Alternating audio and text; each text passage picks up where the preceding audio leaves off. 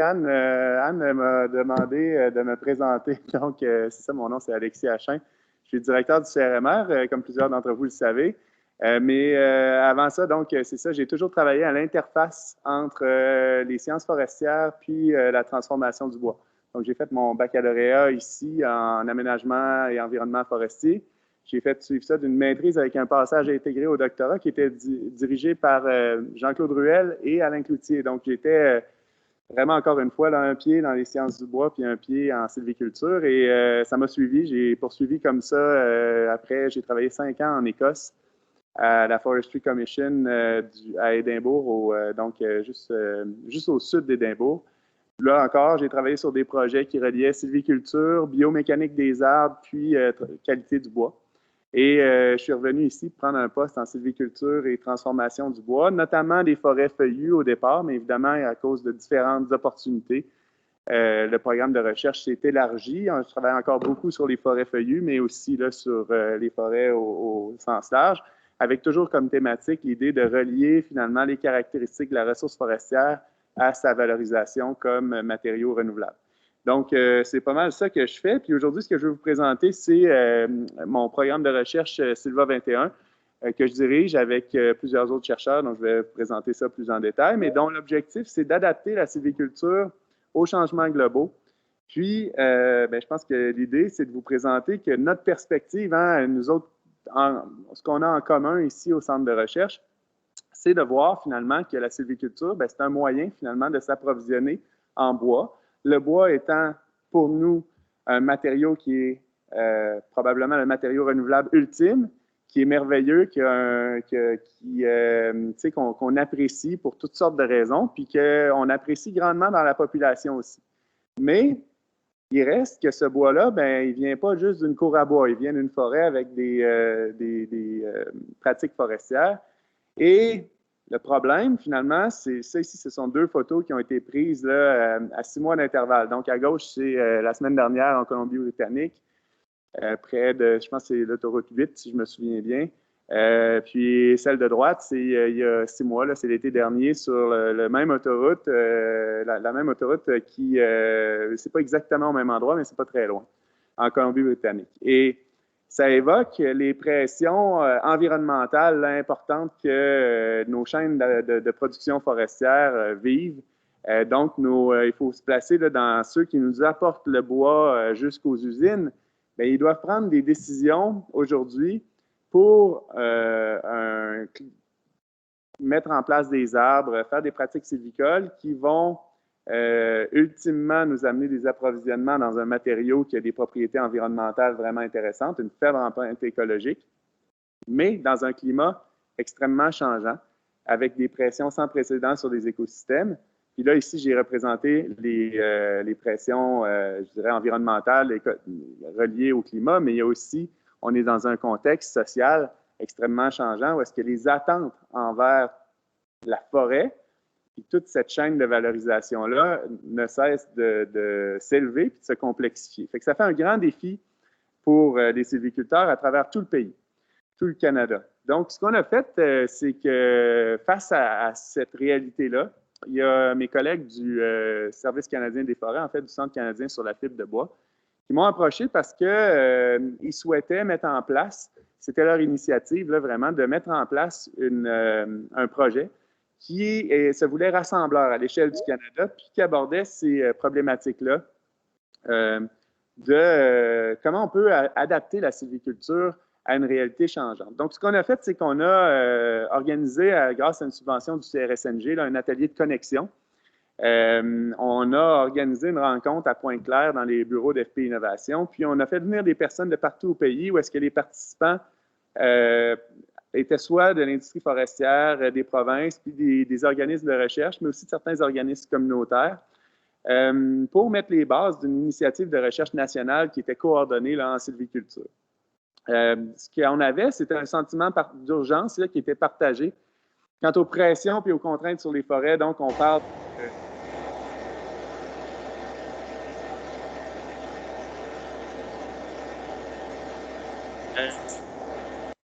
c'est ça, les pertes par perturbation, par exemple, comme des feux, des chablis, toutes sortes de perturbations en forêt. un accès à l'approvisionnement en fibre, donc qui devait être sécurisé. Puis, il y avait toujours les industries nous parlaient de leur compétitivité. Puis aussi, on faisait ressortir là, des problèmes de licence sociale à opérer, puis d'engagement du public envers le projet d'aménagement forestier. Ce qui était marquant, c'est que ces problématiques-là, malgré le fait que les écosystèmes forestiers varient vraiment beaucoup là, de Vancouver jusqu'à Terre-Neuve, les problèmes étaient très, très similaires. Donc, c'est ce qui nous a fait croire qu'on devait mettre en place là, un projet qui rassemblait plusieurs forces là, à l'échelle du pays. Ce que je souhaite relever, là, c'est ça, c'est que dans cette rencontre-là, ce qui nous a paru assez clair, c'est que la communauté de pratique, les sylviculteurs, les aménagistes forestiers, réalisent l'ampleur du défi qu'ils ont en face d'eux. Puis ils réalisent aussi le besoin de s'adapter. Par contre, il y a des freins. Ils nous disaient, on a des freins à l'adaptation. Donc, on comprend qu'on prend des décisions aujourd'hui, puis que le climat, dans 60 ans, quand on va récolter nos arbres, va être fort différent. On comprend aussi que les contraintes sociales sont en train d'évoluer rapidement. Sauf qu'il nous manque probablement des outils. Il y a 4 points que je veux faire ressortir. Le premier, c'est que les forestiers nous ont dit qu'il y avait seulement une idée générale des changements climatiques qui sont à venir. En fait, si vous y pensez comme il faut, ça nous a surpris au début parce que c'est la recherche qui est déjà faite. Hein? Il y a plusieurs modèles de projection climatique, mais si vous y pensez comme il faut, est-ce que vous êtes capable de me dire dans 50 ans quelle va être la température moyenne qui est prévue à Québec ou peu importe où ce que vous habitez dans votre ville ou dans votre village? Puis si oui, déjà, vous êtes pas mal fort. Mais êtes-vous capable de me dire qu'est-ce qui va arriver aux températures minimales moyennes l'hiver, par exemple? Là, ça risque de se complexifier un peu. Est-ce que vous êtes capable de me dire qu'est-ce qui va arriver aux précipitations, au maximum de l'été? Ça devient un peu plus complexe. Et pourtant, la recherche est là. Donc, les forestiers nous disaient, ben moi, quand j'aménage ma forêt, je ne sais pas cette information-là. Comment je peux m'adapter à quelque chose que je ne connais pas? Ensuite, ils nous disaient, on a besoin de nouveaux outils pour être capable de développer notre adaptabilité et notre agilité d'action. C'est un thème qui est revenu beaucoup là, par exemple, dans la demande de subvention FCI qu'Evelyne a pilotée sur la foresterie agile face au climat. Ce qu'on a besoin, finalement, c'est des données, mais des données qui se mettent à jour rapidement pour être capable de s'adapter rapidement à des perturbations ou à des stress que pourrait vivre la forêt. Nous aussi, le troisième point, c'est qu'on nous a parlé du besoin de mieux prévoir les effets des changements climatiques simplement sur la croissance forestière. Nos modèles de croissance forestière, les projections qu'on fait dans le temps, intègrent le climat passé, mais n'intègrent pas ce qu'on sait du climat futur.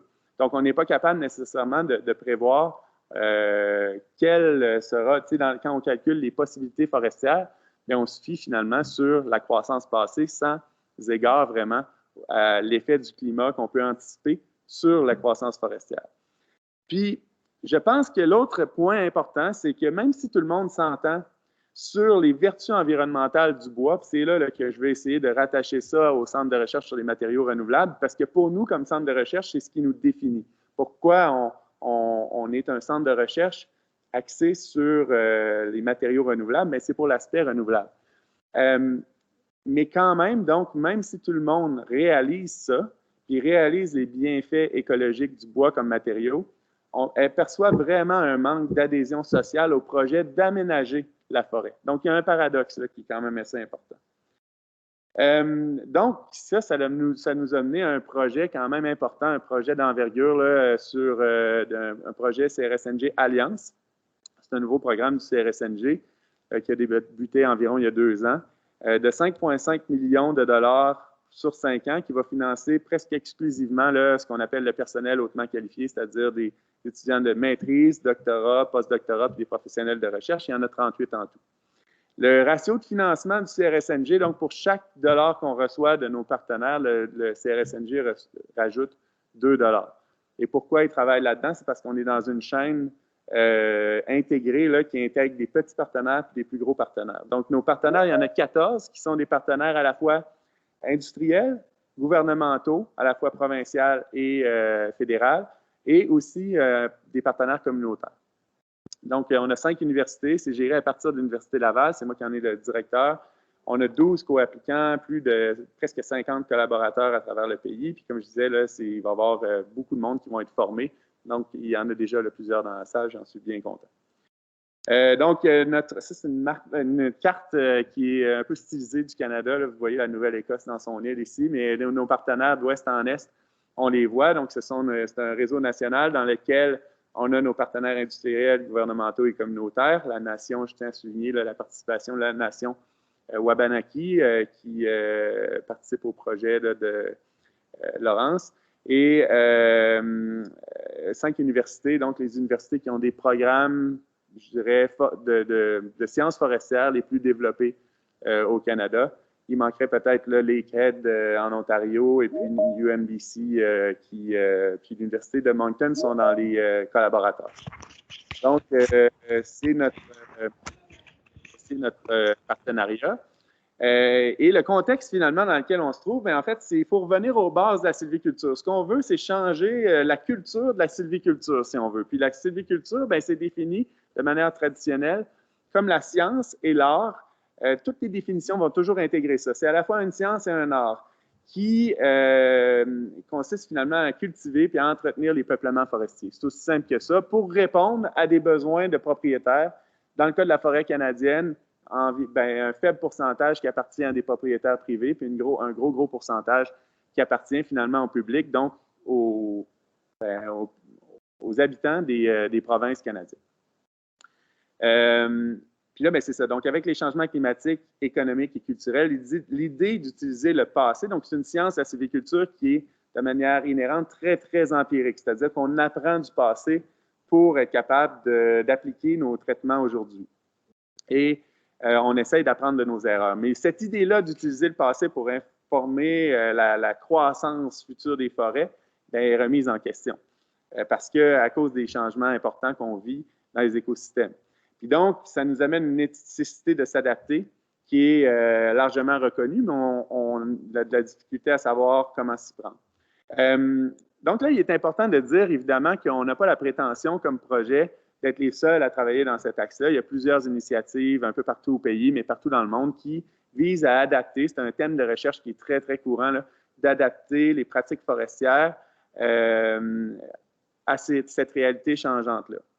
Comme je l'ai dit tantôt, la culture de la sylviculture est en train de changer. Sylva 21, ce qu'on veut, en fait, ce qu'on souhaite, c'est qu'on fournir des nouvelles connaissances puis des nouveaux outils pour faciliter le processus. Donc, on veut participer à cette adaptation-là, sans prétendre qu'on est les seuls à travailler là-dessus. Donc, notre objectif général, il y a 3 éléments importants. On veut fournir des outils et des solutions pratiques. C'est vraiment de la recherche appliquée qui répond à des besoins de nos partenaires, un peu comme on est habitué de le faire là, dans nos projets de recherche au CRMR. L'objectif, c'est d'améliorer la résistance puis la résilience des forêts face aux facteurs de stress. Puis, ultimement, ce qu'on souhaite, c'est assurer la longévité des communautés forestières à travers le Canada. Parce qu'il y en a qui souffrent présentement, notamment dans l'Ouest. Et donc, c'est l'objectif qui est là. Donc, ce qu'on veut faire, c'est on veut produire des avancées dans la manière où on modélise, on visualise, on évalue les forêts face au changement. Puis, on a regroupé ça en 3 thèmes qui sont observer, anticiper puis s'adapter. Donc, observer, l'idée, c'est d'utiliser les meilleurs outils de télédétection pour être capable de détecter les changements au fur et à mesure qu'ils surviennent dans la forêt. Dans le cas d'anticiper, l'idée, c'est d'être capable de se projeter dans l'avenir en utilisant pas seulement les connaissances du passé, mais en utilisant ce qu'on sait finalement de ce qui s'en vient dans le futur, ou en tout cas en évaluant avec une certaine incertitude de multiples futurs possibles.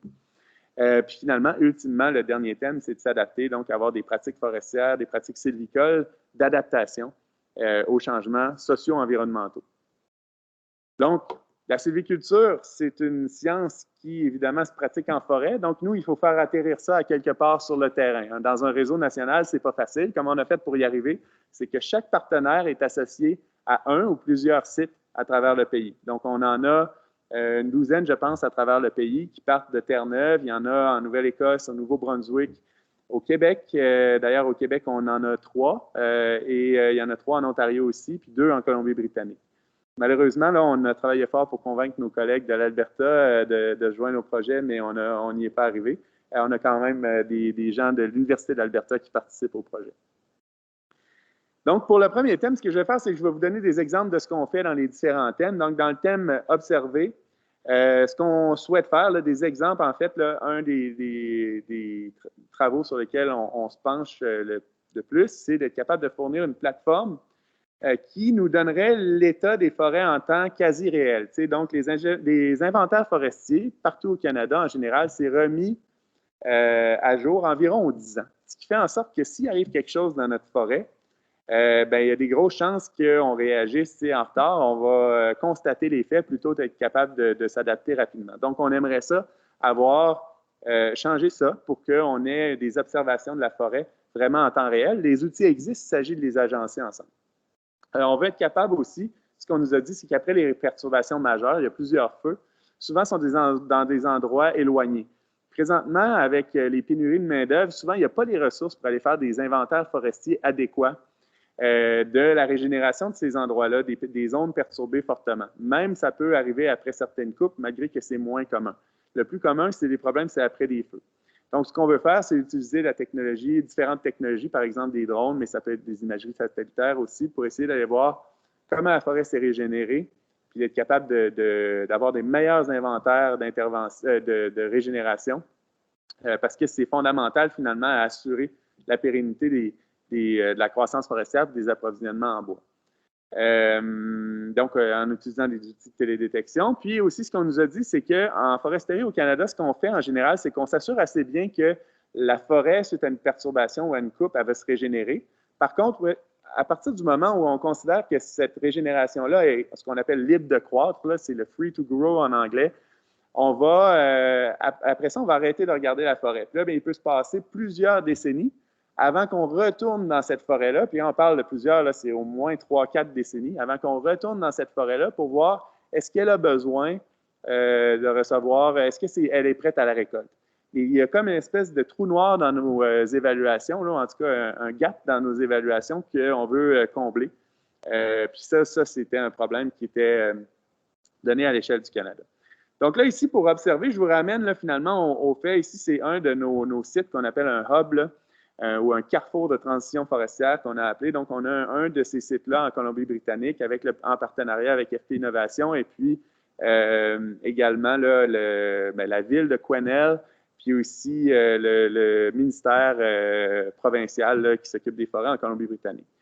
Et dans ce site-là, donc, ce qu'on cherche à faire, c'est d'abord pour préparer la table pour les forestiers, c'est leur donner toutes sortes de produits de télédétection. Ici, ce qu'on voit, là, c'est le modèle numérique de terrain.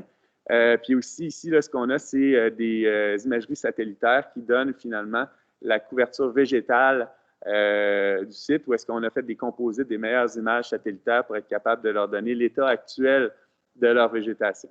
On a aussi, toutes sortes de produits là, de systèmes d'information géographique qu'on va assembler puis qu'on distribue à chacun de nos partenaires sur, sur un portail sur lequel on a énormément d'espace qui nous est fourni par Calcul Canada.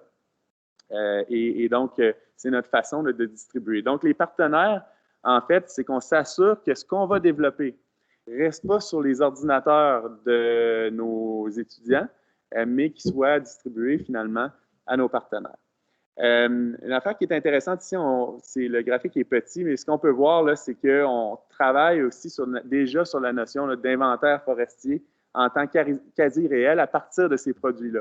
Donc ici, là, ce qu'on pense, c'est qu'on parle de production d'un inventaire forestier amélioré, un terme qui est beaucoup plus utilisé en anglais qu'en français, mais ce qu'on parle, c'est d'un inventaire forestier qui est informé par la couverture LIDAR, donc qui va prendre les données LIDAR pour avoir des prédictions plus précises, souvent dans des pixels de 20 mètres par 20 mètres, ou ce que je pense le ministère des Forêts Faune Parc appelle des forêts, qui vont inclure donc un inventaire plus détaillé de l'état des peuplements forestiers à un temps donné. Et là, on va voir, c'est après, ça va être ce qu'on veut prendre, c'est des techniques de suivi des imageries satellitaires pour être capable de détecter du changement. S'il y a du changement, là, ce qu'on peut faire, c'est qu'il peut y avoir une analyse qui est faite, puis dans un nouveau groupe de pixels, d'aller faire une acquisition. Par exemple, ça pourrait être une acquisition par drone si c'est nécessaire, mais une acquisition ou même des inventaires forestiers terrain ou d'imagerie satellitaire plus fine pour être capable de mettre à jour notre carte qui, elle, en même temps, dans toutes les zones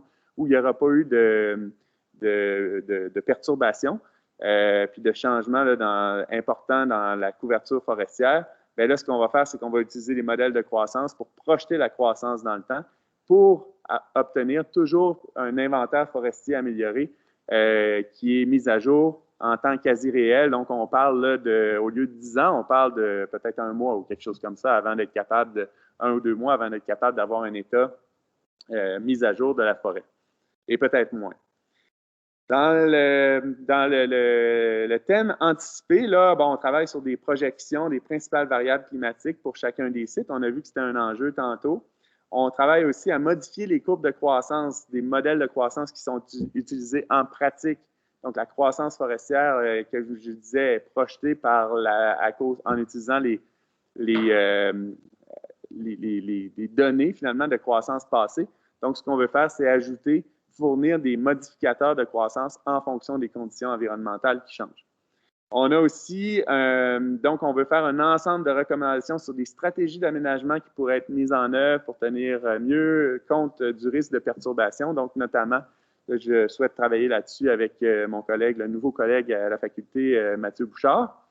Et on souhaite faire aussi des recommandations qui sont spatialement explicites de traitement sylvicole qui vont favoriser le succès de mesures d'adaptation telles que la migration assistée. En d'autres mots, pour les sylviculteurs, c'est bon de savoir qu'une espèce dans une région donnée pourrait se démarquer, mais après ça, il va falloir choisir où spécifiquement on veut aller la reboiser, où est-ce qu'on veut aller la mettre en place, puis c'est où qu'on a les meilleures chances de succès, parce que c'est pas vrai qu'on va aller partout sur le territoire aller faire ces activités-là.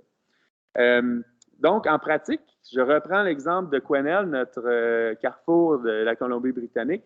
On est en train de produire des rapports qui leur décrivent là, un sommaire qui leur dit ici, voici vos moyennes de température, précipitations annuelles. Et puis là, c'est donné pour des pixels. Dans ce cas-là, c'est 250 mètres par 250 mètres, mais on est capable même de descendre à une échelle de 30 mètres par 30 mètres. Qui, elle, n'est peut-être pas super pertinente au modèle climatique, mais pour la sylviculture, elle est très, très pertinente. Donc, on descend à une échelle fine, puis là, on leur fait un sommaire de plusieurs modèles de changement climatique à l'échelle globale. Puis on leur dit, bien, en 2050, si on on regarde des scénarios de réduction des émissions qui sont les plus plausibles, puis on regarde les modèles de croissance, pas de croissance, mais les modèles de changement climatique les plus, l'ensemble de ces modèles-là, vous pouvez vous attendre à avoir telle ou telle température moyenne, précipitation dans le temps. Donc, puis là, bien, ça suit avec un sommaire qui vous dit voici les espèces qui pourraient avoir de la difficulté dans ces climats-là. Mais on va plus loin que ça, en fait, puis c'est là que ça frappe un peu. C'est que on est capable aussi de leur montrer les changements, en fait. Pas seulement là, donc, ici, ça paraissait moins dans la dernière diapo. On a les températures actuelles, puis là, on voit que ça peut changer. Mais en fait, là, ce qu'on montre ici, ce sont les changements. Dans l'Ouest canadien, ce qu'on peut recevoir, donc ce qu'on peut retenir, en fait, c'est que, bien, avant, je vais vous expliquer un peu. Là, donc, ici, ce qu'on a, ce sont de haut en bas, ce sont des scénarios de réduction de gaz à effet de serre du plus optimiste au plus pessimiste. Donc, ça ici, là, ça serait si on utilisait encore beaucoup là, les combustibles fossiles. Et là, vous avez des températures ici. Donc, ce sont les maximums moyens. Il y a une erreur dans la légende, mais ce sont des maximums moyens quotidiens, soit l'hiver ou l'été. Dans l'Ouest canadien, ce qui est frappant, c'est que même si on est dans les scénarios les plus optimistes, là, remarquez ici là, qu'en 2050, on prévoit déjà des augmentations. Donc, il va y avoir une augmentation, peu importe, des maxima quotidiens l'été. Vous savez que la Colombie-Britannique a déjà battu un record. Là, il a fait 49,5 au Canada l'été dernier.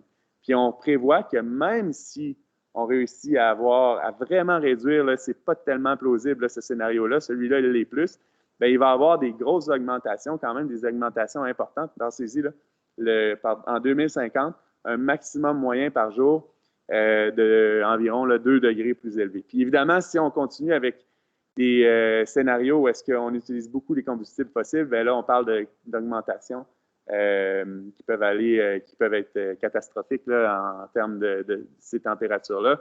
En 2090, on partirait d'environ 8 degrés d'augmentation pour le maximum moyen. Dans l'Est, là ici, je vous donne Blackbrook, qui est un site qui est au Nouveau-Brunswick. Là, bien, ce qu'on va remarquer, ça va être les changements des températures quotidiennes minimales de l'hiver. Donc ici, là, remarquez là, avec l'hiver, puis on a encore nos scénarios climatiques. Puis là, ce qu'on montre aux forestiers, c'est que selon les différents scénarios, encore une fois, même si c'est très, très, très optimiste, là, on peut s'attendre à ce que le minimum moyen, l'hiver, au Nouveau-Brunswick, c'est la même chose au Québec environ, augmente de 2 degrés dans les prochaines années, même avec les scénarios les plus optimistes. Qu'est-ce qui pourrait être plus, regardez ça, là, un scénario plus plausible, on atteint environ 5 degrés d'augmentation pour un site comme Blackbrook, c'est énorme. Et c'est inquiétant parce que là, il peut y avoir plus d'épisodes de gel-dégel, et puis ça, on sait que ça peut affecter la croissance. Mais là, au moins, donc, on est capable d'amener cette information-là aux sylviculteurs de manière un petit peu plus précise, puis là, leur dire, OK, on va avoir des choix d'aménagement forestier à faire, puis il va falloir tenir compte de ces changements-là. Une fois qu'on sait ça, bien là, ce qu'il faut faire, c'est être capable de dire, OK, comment ça va affecter la croissance des arbres? Puis là, donc, évidemment, ça demande certainement qu'on apprenne du passé. Hein. On va pas garrocher par la fenêtre complètement l'approche empirique. Mais là, ce qui est difficile, c'est que nos ingénieurs forestiers vont lire, disons qu'ils lisent des études, il va y avoir des études qui vont leur dire « Ah, ben ça va être des études qu'on appelle dendroclimatologiques, où est-ce qu'on va relier la croissance annuelle des arbres à des conditions météorologiques qu'on va avoir subies ou vécues dans un mois en particulier. » Donc, puis là, bien, si on fait le sommaire des études, il y a des études qui disent que l'épinette noire, par exemple, qui est représentée ici, va pousser plus vite. Puis il y en a d'autres qui vont nous dire que l'épinette noire va pousser moins vite. Fait que là, le forestier, là-dedans, ben, l'ingénieur forestier ou l'ingénieur forestière, je devrais parler de manière épicène. Donc, la communauté forestière arrive avec le constat et se dit, ben là, ça va-tu monter ou ça ne va pas monter? Est-ce que ma croissance va être plus grande ou plus petite? On a une augmentation de la teneur en CO2, ça devrait être bon pour les arbres. On a une augmentation de la température, ça devrait être bon pour les arbres, mais on ne le constate pas tout le temps. Ce qui est génial dans ce graphique-là, en fait, c'est une analyse que Catherine Chagnon a faite en faisant une méta-analyse. Donc, elle est retournée dans toutes ces études-là. Elle a regardé d'où les sites étaient, puis elle a regardé sur ces sites-là, en bleu, est-ce que la corrélation est positive entre des variables du climat puis la croissance? Puis en rouge, est-ce qu'elle est négative? Ce que je veux vous marquer juste rapidement, c'est que ici, ce qu'on a, c'est la température du mois de juillet qui précède l'année de croissance. Donc, si on a une sécheresse l'année dernière, elle va avoir un impact sur la croissance de cette année. Et ce qu'on peut voir, finalement, ce que Catherine a pu démontrer, c'est que si on est plus au sud, cette variable-là a tendance à avoir un effet négatif, alors que si on monte plus au nord, là, ici, on est bien au-delà de la limite nordique d'exploitation forestière, ben là, il peut avoir un effet plus positif. Mais ce qui est intéressant de ça, c'est que non seulement elle ne s'est pas arrêtée là, on a ce graphique-là qui est merveilleux, mais elle a été capable de reprendre certaines études dans lesquelles elle a prédit non seulement la direction, mais la relation elle-même là, entre le climat, les variables climatiques et la croissance, puis elle l'a rattaché à des variables du site. Donc, un ingénieur forestier ou une ingénieure forestière serait capable de prendre son modèle et de dire sur mon site à moi, ben, j'anticipe que la croissance de l'épinette noire va diminuer ou est en train de diminuer. Donc là, il y a une lumière qu'il faut qu'il s'allume à quelque part parce qu'il va falloir voir s'il n'y a pas des traitements sylvicoles qui pourraient renverser la situation, comme par exemple des éclaircies. Dans le dernier thème, s'adapter, l'idée, c'est l'objectif ultime, hein, je l'avais dit, mais ce qu'on veut faire, évidemment, c'est de regarder le passé, mais en regardant des attributs, finalement, des forêts qui semblent être associés, finalement, à la résistance et à la résilience des peuplements. Donc, finalement, nos peuplements forestiers, on peut les voir un peu comme des survivants.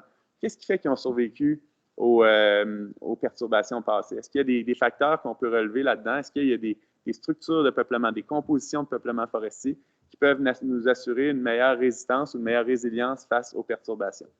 Ensuite de ça, on veut travailler avec des projets qui vont vérifier l'impact perçu des mesures d'adaptation telles que la migration assistée, mais aussi beaucoup avec Anne, justement, une analyse de la licence sociale à opérer de nos compagnies forestières qui font partie du projet, mais aussi même de nos partenaires gouvernementaux. On veut aussi travailler sur des stratégies qui sont co-développées avec nos partenaires pour maintenir le patrimoine culturel lié à des espèces qui sont en déclin. Puis, espèces en déclin, donc à Terre-Neuve, par exemple, on a le caribou forestier. Catherine travaille sur est-ce que c'est possible dans un contexte à Terre-Neuve où est-ce qu'il n'y a pas de loups, de faire un aménagement forestier puis de maintenir des approvisionnements forestiers dans un contexte où il y a des caribous qui se promènent là. Ce qui serait très, très, très difficile dans des endroits ailleurs sur le continent, là, où est-ce que l'aménagement forestier puis l'habitat du caribou semble incompatible.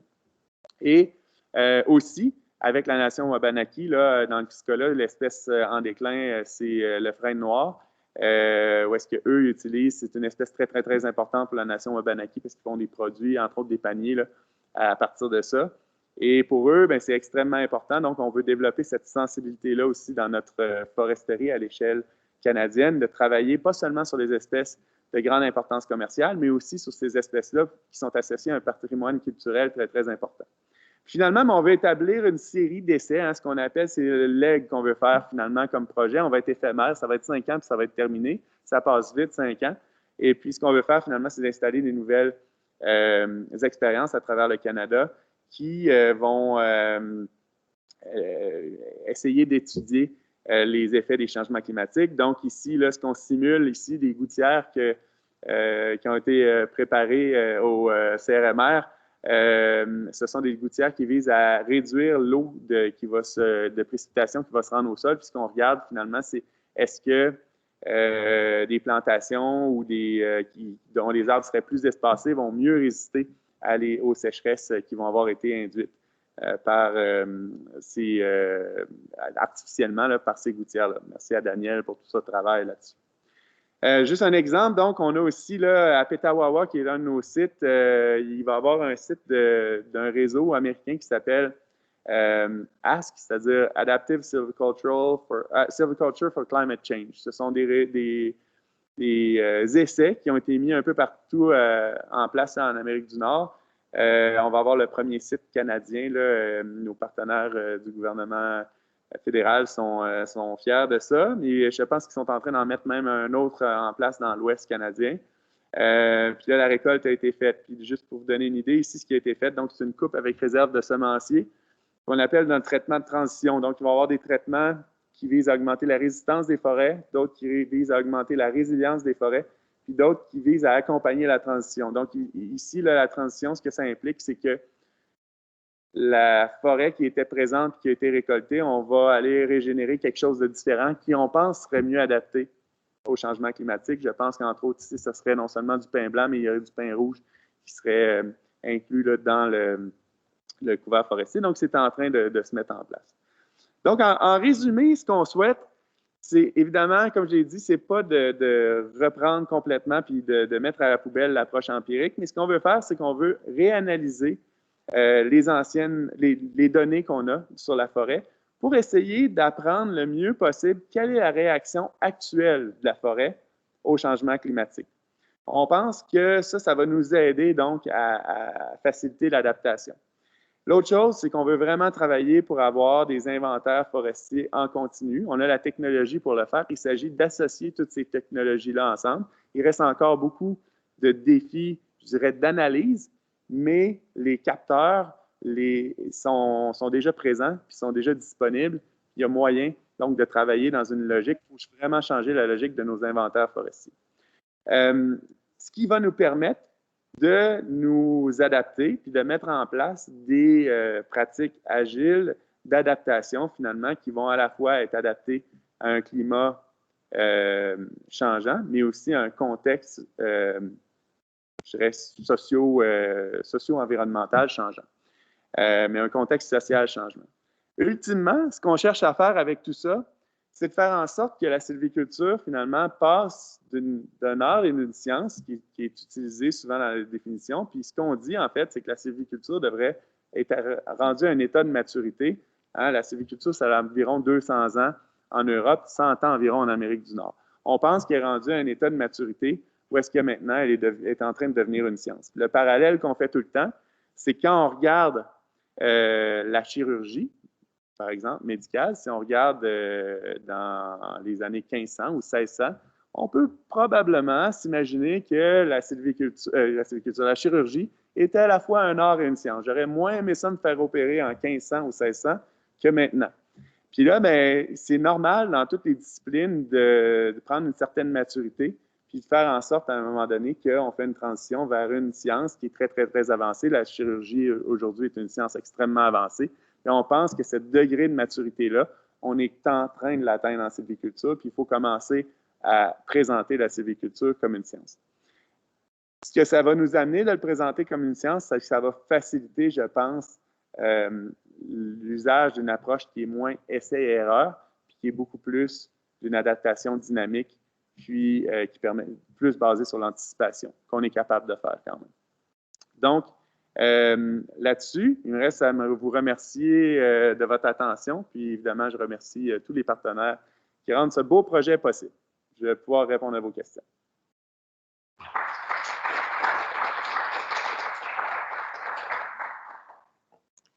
Merci, Alexis. On est maintenant rendu à la période de questions. Je ne sais pas s'il y a des gens en ligne ou ici en salle qui ont des questions pour Alexis. N'hésitez pas. Le bal va commencer tranquillement. C'est toujours de partir. Toujours, hein? Il y a toujours, surtout quand on a deux groupes en même temps, ça prend toujours un peu de temps. Il y a quelqu'un en ligne, Maude, tu peux y aller. Hey, salut, merci Alexis. C'est super le fun de t'entendre parler d'un projet dans lequel je suis aussi impliquée. Je vais commencer avec une question, je ne sais pas si ça va être facile ou difficile. Tu parlais, puis je m'excuse, j'ai manqué un petit peu le début, là. Fait que j'espère que peut-être ça n'a pas été dit, que c'est une vraie question pertinente.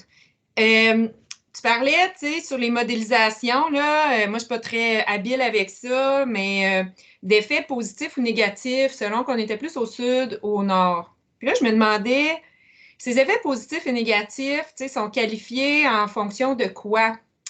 Est-ce que c'est des effets positifs, négatifs, par exemple? Puis, tu sais, il n'y a pas de bonne ou de mauvaise réponse, là, je pense, mais de nos référents actuels sur les peuplements pertinents pour l'approvisionnement en bois.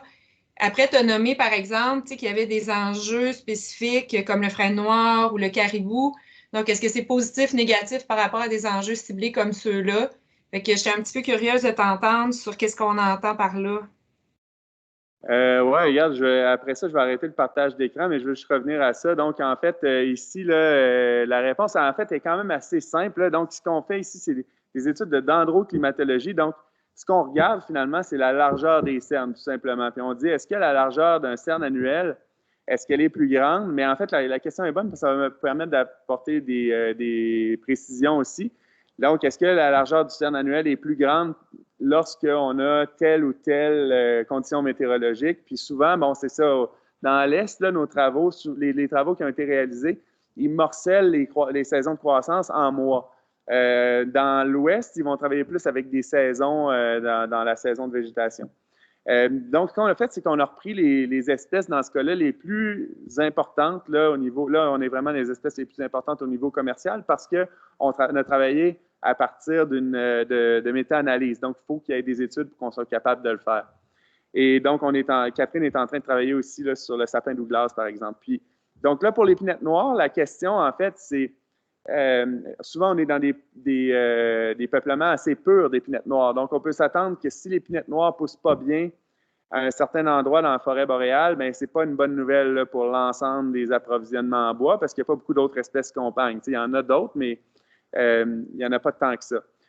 Souvent, ces études-là, ils regardent juste une espèce. Puis là où c'est intéressant, ta question, c'est que si on avait des peuplements mélangés, par exemple, dans les forêts feuillues, là, on va travailler souvent avec l'érable à sucre.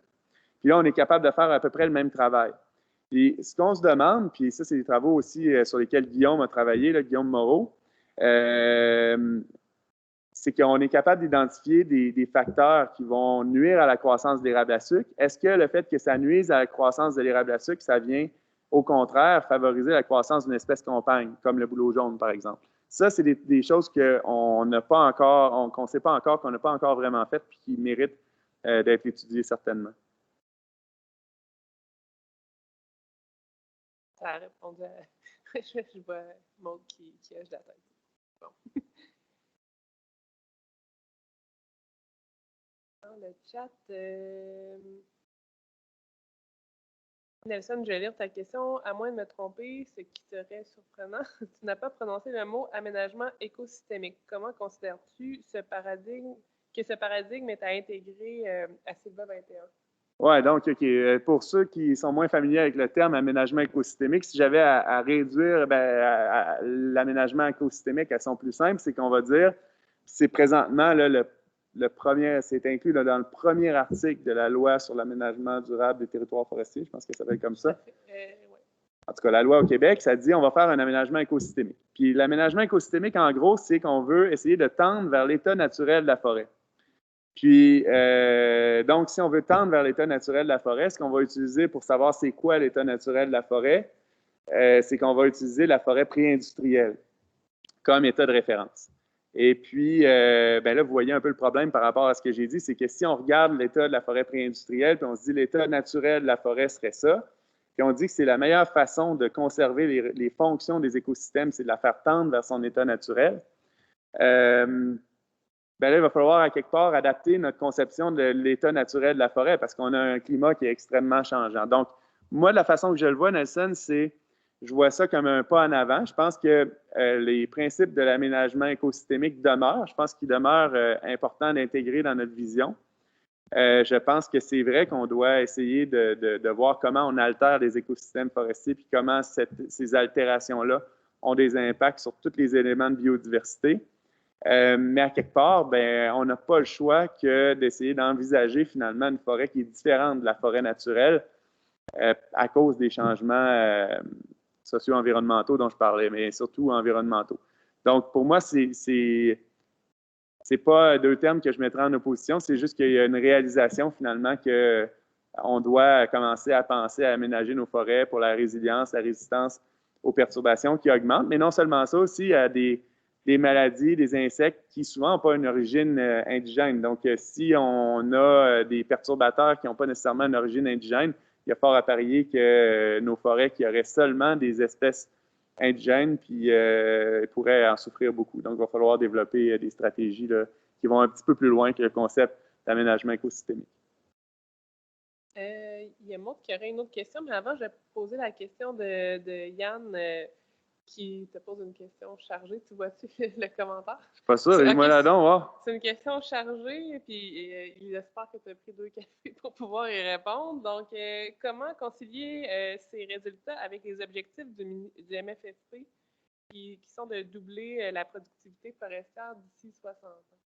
Oui, mais en fait, ça, c'est une bonne question. En fait, ça, je vais dire, d'ailleurs, je dois dire que parmi nos partenaires, là, les personnes, le ministère des Forêts-Fonds de Parc au Québec est notre plus gros partenaire. Et derrière ça, la personne qui a décidé de... non, je sais pas si c'est la personne qui a décidé, mais la personne qui calcule la possibilité forestière, qui est le forestier en chef. Donc, ça, c'est la capacité productive de la forêt. Nous a appuyé beaucoup dans ce projet-là, puis dans la mise en place de Sylva 21. Puis donc, comment on peut réconcilier ça? Je pense que la façon de le réconcilier, puis la façon, je pense, honnête qu'il le voit, c'est qu'en fait, je pense que le forestier en chef est conscient du fait qu'on a un taux de perturbation qui va beaucoup augmenter dans les forêts. Puis même si ce n'est pas des perturbations qui paraissent tout le temps, il risque d'avoir des réductions de croissance attribuables au stress. Puis en fait, la logique, ça serait d'essayer d'agir maintenant avec une sylviculture dynamique pour essayer le plus possible d'augmenter la croissance des forêts pour être capable de se donner un jeu, parce qu'on va avoir besoin de ce jeu-là, parce qu'il va y avoir énormément de pertes de volume forestier dans le futur. Donc, c'est comme ça là, que j'irais réconcilier ça. Je pense qu'il faut faire attention de bien distinguer le fait qu'on veut augmenter la possibilité forestière et ce qui ne veut pas nécessairement dire d'augmenter la récolte. Je sais que c'est en général, ça sous-entend d'augmenter la récolte, mais imaginons-nous qu'on maintient la même récolte et qu'on a un taux de perturbation plus élevé. bien, on va avoir besoin à quelque part de forêts qui poussent plus vite. Est-ce qu'on peut y arriver par l'aménagement forestier? Ça, c'est une autre grande question. C'est là peut-être qu'il va y avoir il va y avoir des ajustements à faire parce que présentement, on ne voit pas beaucoup de signes qu'il y a une accélération de la croissance à cause des effets des sécheresses là, dans notre plus grande espèce, dans l'espèce qui est la plus importante, qui est l'épinette noire. Il y a des accélérations de croissance, mais ils sont souvent au nord de la limite des forêts qui sont aménagées. J'avais peur, je pensais que c'était les incantations de sorcières qu'il fallait que je réponde. Maud, tu peux y aller avec ta question. Il n'y a pas de main levée dans la salle. Mais en fait, c'est une question, là, mais je ne m'attends pas nécessairement qu'il y ait une réponse. C'est plus une réflexion, là. Je t'amène plus dans ma table, disons. Fait que, mais je trouve ça intéressant, tu sais, les liens à faire. Je veux revenir sur le fait, tu sais, que tu disais, on va présenter maintenant, tu sais, comme à partir de maintenant, là, je ne suis pas sûre que je comprends bien, mais la sylviculture comme une science. Puis, tu sais, je connais quand même assez bien tout ça, tu sais, pour savoir souvent qu'on la présentait justement comme un art, la sylviculture, mais pour faire du lien avec tous les enjeux qui souhaitent être abordés, de licence sociale à opérer, de relations publiques, de contact, de participation citoyenne, etc. Là, je mets tout ça dans le même panier, là, sans trop de distinction. Tu sais, je me demande un petit peu, j'aimerais ça t'entendre un peu plus sur comment tu vois ça? Parce que moi, je pense quand même que la majorité des gens considèrent que la sylviculture, même s'ils ne font pas la distinction toujours entre la sylviculture, l'aménagement forestier, etc., pour eux, on leur a présenté ça déjà comme des approches scientifiques. Tu sais.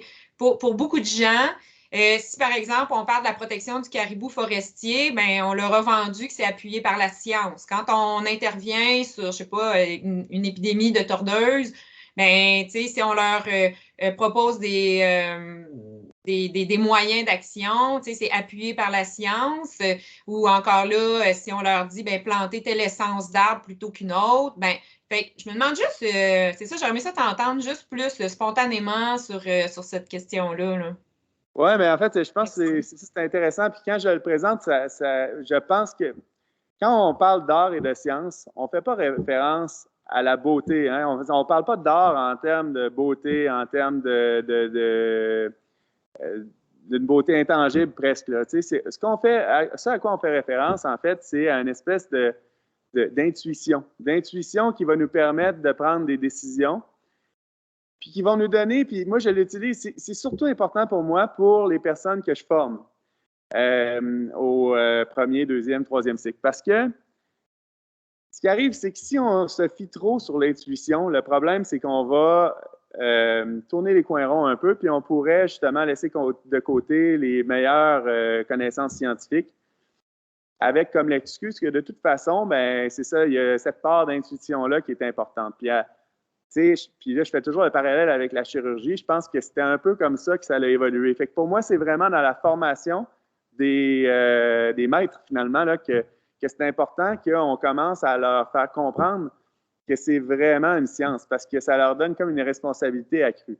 Par contre, je comprends que pour rejoindre le public, moi, ce que je parlerais, en fait, c'est qu'à un moment donné, ce que je constate, c'est qu'on arrive, tu sais, l'exemple du caribou en est un, on arrive, puis dans les. Non seulement, c'est un exemple qui a été repris, là, qui est même débattu, mais qui va même dans la presse. Hein. Il y avait un article dans la presse sur le caribou hier. En fait, pour moi, ça devient à un moment donné, là, ce qui devient difficile, c'est que c'est un choix éthique. Parce que là, comme il y a une incompatibilité qui est très, très bien démontrée entre l'habitat du caribou puis l'aménagement forestier. Tu sais, je pense que pour des gens qui travaillent dans un centre de recherche sur le bois, ça peut être surprenant, mais c'est quand même vraiment bien démontré là, qu'il y a comme une incompatibilité. Dès qu'on rentre sur un territoire, on crée des nouveaux chemins, on apporte on facilite, on amène des orignaux qui vont se nourrir des coupes, pas des coupes, mais ils vont se nourrir de la régénération dans des coupes. Ça amène les loups. Le caribou est une proie secondaire pour le loup. Donc, une petite altération fait perdre une fonction d'écosystème. Puis là, ben, le problème, c'est que pour être la solution, ça serait conserver plus, ça serait de mettre des zones, de les extraire à la récolte. Puis là, bien évidemment, ça a des conséquences aussi. Ça a des conséquences sur les communautés forestières qui en dépendent de la récolte. Donc, là, à un moment donné, c'est ça. Moi, si j'avais à essayer de rejoindre la population, au lieu de parler d'art, j'essaierais de ramener ça plus au choix éthique. Puis évidemment, là, c'est pas simple, c'est pas quelque chose que j'ai la prétention de vraiment connaître, mais ça me pose des questions importantes parce que qu'est-ce qu'on fait, qu'est-ce qu'on priorise? Présentement, le choix qui est fait, c'est de prioriser toute l'économie qui est derrière ça. Nous, on est contents, puis on peut se dire, en valorisant la ressource, ben, on fait pas d'omelette sans casser des œufs. Mais à l'inverse, si on faisait donc des grandes réserves forestières, puis on restreignait la possibilité forestière, par exemple, dans le nord du lac Saint-Jean, bien là, il y aurait certainement des pertes d'emplois, des pertes d'activité économique. Puis à l'inverse, on pourrait se dire aussi, on ne fait pas d'omelette sans casser des œufs. Fait que là, c'est un choix éthique. Fait que moi, en tout cas, je pense que ça, c'est assez un choix éthique comme ça. Je pense que ça peut interpeller les gens parce qu'il y a une réflexion profonde qui peut être faite. Mais moi, je n'ai pas la prétention, par contre, d'être capable d'aller faire des réflexions de cette profondeur. Je suis plus dans le technique, moi. Je prends des notes pour ça. Je prends des notes. Il y a d'autres questions. Ça répondait à ta réflexion, Maud? On ne peut pas vraiment répondre à une réflexion. Oui, merci. Puis en même temps, moi aussi, je prenais des notes, là, puis je me disais, c'était des questions intéressées, disons. Il y a une autre question, une sous-question de Yann Boulanger qui demandait est-ce que d'un point de vue légal, il y a des contraintes légales différentes entre le Nouveau-Brunswick et le Québec concernant le développement et l'implantation de stratégies d'adaptation au changement climatique? Bon, voilà, j'ai quasiment le goût de t'envoyer la question, Anne. En fait, la réponse, c'est que je ne le sais pas vraiment. Le contexte est vraiment différent parce qu'au Nouveau-Brunswick, c'est surtout des compagnies privées. On voit, en tout cas, je ne sais pas s'il y a des changements au niveau plus légaux. Peut-être que Nelson serait plus qu'en mesure que moi de répondre à la question, mais ce qu'on voit clairement, c'est que il y a vraiment une grande différence là, dans l'aménagement forestier et les stratégies d'aménagement forestier qui sont appliquées au Nouveau-Brunswick. Je dirais qu'au Nouveau-Brunswick, ils n'ont pas peur d'être très, très, très actifs, même si ça fait en sorte que, ça fait en sorte qu'on se détache un peu de l'état naturel de la forêt. Donc, ils sont très, très, très proactifs finalement là-dedans. Souvent, bon, ça peut être aussi là, des visions de nos compagnies partenaires là, qui voient ça comme ça. Entre autres, notre partenaire au Nouveau-Brunswick, c'est Irving. Mais est-ce que le cadre... En fait, ce qu'on veut regarder dans Sylva 21, c'est justement quels sont les... Anne va travailler là-dessus là, comme chercheuse postdoctorale, mais quels sont les catalyseurs de l'adaptation et quels sont les freins de l'adaptation? Puis ce que nos partenaires nous ont dit à travers le Canada, c'est j'aimerais ça m'adapter, mais les politiques forestières en place me donnent un carcan trop rigide pour que je puisse m'adapter. Fait que ça, c'est ressorti un peu partout au Canada. Comment ça change entre le Nouveau-Brunswick et le Québec? Là, j'aurais de la difficulté à répondre à ça. On va y répondre, c'est en travail. Yann, il va falloir suivre mes travaux. Parfait. Est-ce qu'il y a d'autres questions dans la salle? Il y a des interventions, des précisions dans le chat. Là. Il y a un commentaire de Gaspard qui dit « Si je comprends bien, c'est un macro-projet qui couvre plusieurs provinces. Puisque les enjeux sociaux et environnementaux de chaque province sont différents, comment maintenir cette pérennité d'approvisionnement en bois pour les années à venir? » Oui, bien c'est ça. Donc, il faut s'adapter aux réalités. Honnêtement, je pense que c'est ça. Encore une fois, il va y avoir des choix. Je pense que quand même, les systèmes canadiens dans les différentes provinces, même s'il y a des différences, ils se ressemblent beaucoup. Moi, en fait, ce que je pense, là, c'est que les perturbations, en fait, ce qu'elles peuvent faire, dans des endroits où c'est très, très, très perturbé, là, on peut prendre des exemples. Là, on va prendre un exemple du Portugal, là, un exemple que Claude connaît bien. Il y a certains endroits au Portugal où est-ce que les feux sont tellement présents que les villages ont peur finalement de la forêt parce que c'est ce qui leur amène un peu le feu. Puis on peut se placer un peu dans une situation similaire en Colombie-Britannique. Où est-ce que ce que je crains, moi, c'est que le taux de perturbation soit tellement élevé que ça nous mène finalement à une certaine déforestation. Je ne pense pas qu'on en soit là à grande échelle au Canada, mais quand même autour des communautés, on peut penser. Donc pour moi, pour essayer de de maintenir ces approvisionnements-là en bois, qui est le matériau écologique dont on a besoin pour relever nos défis environnementaux. Tu sais, on a vraiment besoin du bois. Là. Sérieusement, là, les scénarios que je montrais tantôt, là, si on n'a pas une augmentation du bois comme matériau de construction à l'échelle planétaire, nos scénarios les plus optimistes ne se matérialiseront pas.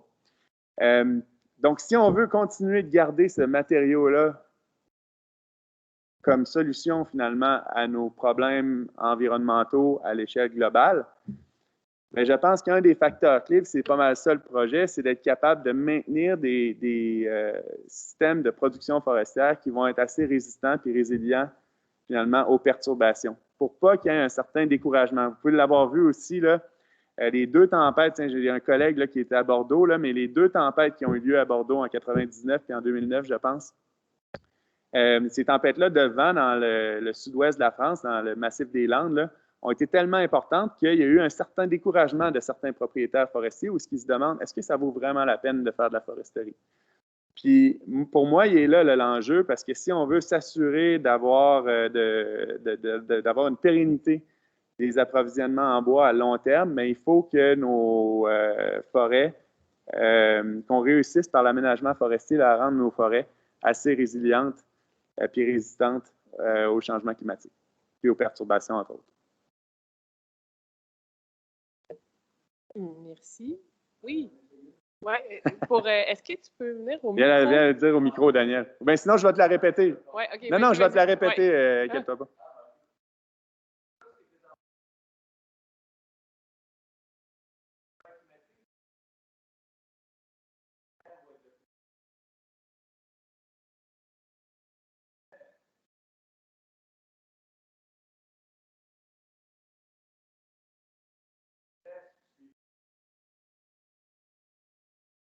Ben oui, donc la question, c'est est-ce que, on sait qu'il va y avoir de plus en plus d'extrêmes, est-ce qu'il existe des espèces qui vont être capables de résister au climat futur? Puis je pense que la réponse assez simple à ça, c'est que oui, parce qu'en fait, quand tu te mets, mettons, en Colombie-Britannique, il existe des écosystèmes un peu plus au sud qui sont aussi secs que ce qu'on a vu, aussi chauds que ce qu'on a vu l'été dernier. C'est juste qu'ils ne sont pas structurés de la même façon, ils n'ont pas nécessairement les mêmes espèces. Fait que là, ce que ça demanderait, c'est de commencer à adapter la structure de nos forêts pour qu'elles ressemblent plus à des forêts de ces milieux-là. Puis la composition aussi, donc être capable de faire soit de la migration, donc de prendre des populations à l'intérieur d'une espèce qui viennent plus au sud puis les amener plus au nord, ou bien carrément des espèces qui viennent plus du sud puis les amener plus au nord. Fait que c'est le genre de solutions là, qui sont envisagées pour améliorer la résistance et la résilience. Mais c'est ça, c'est juste que c'est dur de le faire à une échelle aussi grande qu'une province canadienne. C'est grand, là. Fait que on a tout un défi devant nous.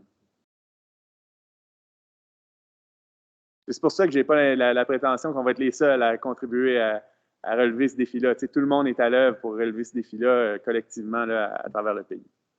On amène une petite contribution qu'on espère significative. Donc, il y avait une autre question derrière, je pense.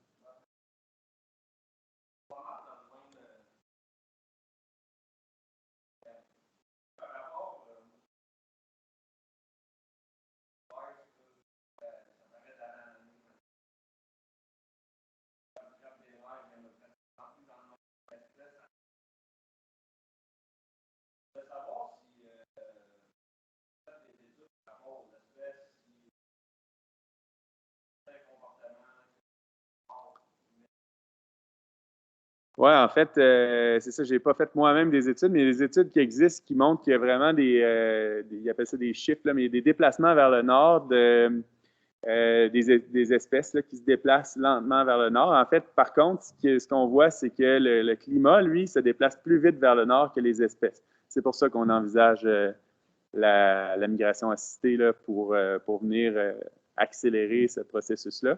Ce qui est difficile, c'est que le climat va se déplacer, mais par contre, il y a une inertie là, nécessairement qui va être reliée aux propriétés des sols, par exemple. Ça va prendre combien de temps avant que les sols se transforment? Mais ça, c'est des questions qui sont difficiles à répondre. Mais je dois dire aussi, c'est ça, qu'il ne faut pas non plus penser là, que c'est toujours un portrait là, très, très pessimiste, là, parce qu'il y a aussi des espèces dont il y a des milieux où il y a certaines accélérations de croissance. Et entre autres, là, il y a eu une nouvelle annonce là, du calcul de possibilités forestières. Il y a eu des augmentations, là, entre autres pour le sapin. Dans la région de Québec, il y a eu une assez forte augmentation de la possibilité forestière. Donc, ça existe quand même là, des endroits où on voit là, que la forêt se porte mieux. Là. Mais il y a des endroits où c'est pas ça. Merci beaucoup. En fait, je partage dans le chat, comme il est rendu 10 heures, c'est pas mal la fin. C'est la fin. Hein, oui. Donc, je partage un lien vers une boîte à idées dans laquelle vous pouvez aller inscrire en fait vos idées, des fois si vous avez des questionnements, des réflexions suite à la présentation d'aujourd'hui. L'idée, c'est de faire connaître, en fait, comme on le disait au départ, les programmes de recherche des différents chercheurs, mais aussi peut-être amener autant les partenaires, les chercheurs du CRMR à collaborer. Donc, cette plateforme-là va nous permettre, en fait, de recueillir l'ensemble des idées. C'est le même tableau qu'on avait utilisé pour la première grande rencontre. Fait qu'on va colliger au fil des grandes rencontres, au fil de l'année, toutes ces idées-là pour avoir un peu un portrait des potentielles collaborations. Donc, merci Alexis, merci à tous et à toutes d'être venus en aussi grand nombre. On avait une vingtaine de personnes aussi en ligne. Fait que... Merci, c'est bien apprécié. Belle initiative. Bonne journée.